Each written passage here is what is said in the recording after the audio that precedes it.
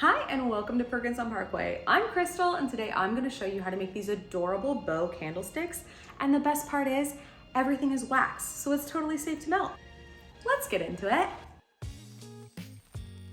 To make these wax bows, we're going to be using these thin wax sheets. You can find them on Amazon and I have them linked below down in the description. To cut the wax sheets into thinner strips, I'm using an X-Acto knife and a straight edge. Obviously, I didn't have a ruler on hand, so I just used a book and it worked really well. I think for these bows, thinner is better, but you could explore with different types of widths. To create the bow, I started with a 3-edge strip and then folded over both sides and pressed it in the middle. The wax does tend to want to straighten out, so I used the end of a chopstick to keep it round. For the tail of the bow, I cut 2 1-inch strips and did a diagonal at the bottom to give it that ribbon look. To put these pieces of the bow together, you're going to take the remainder of your strip, start it on the back where the seam is, and wrap it around. Then you'll trim off the excess.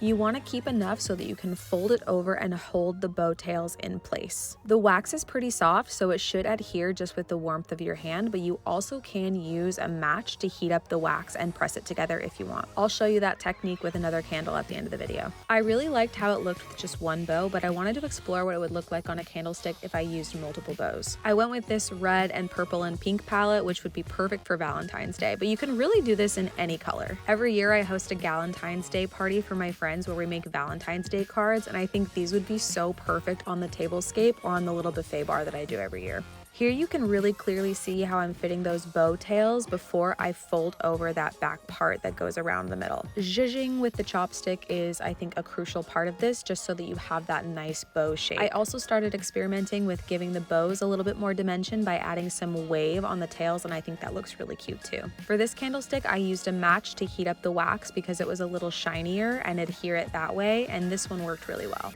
Now I'm going to show you how to do a candle with multiple bows on it. Aren't these so freaking cute? I love them. For this candlestick, I'm using a match and heat to adhere the bows just because I knew I was going to be messing around with it and I wanted them to be really secure. In order to use the match, I would light it, hold it to the candlestick for a brief moment, like half a second, remove it, and then add the bow. The most important part of this is holding the bow in place until the wax dries. If you don't hold it in place while it dries, it will fall off. And here is how the final candlesticks turned out. I think they're so cute. I have everything that you need to make these linked below in the description, including these candlestick holders. Let me know if you have any questions, and I hope you stick around and follow Perkins on Parkway for more DIYs.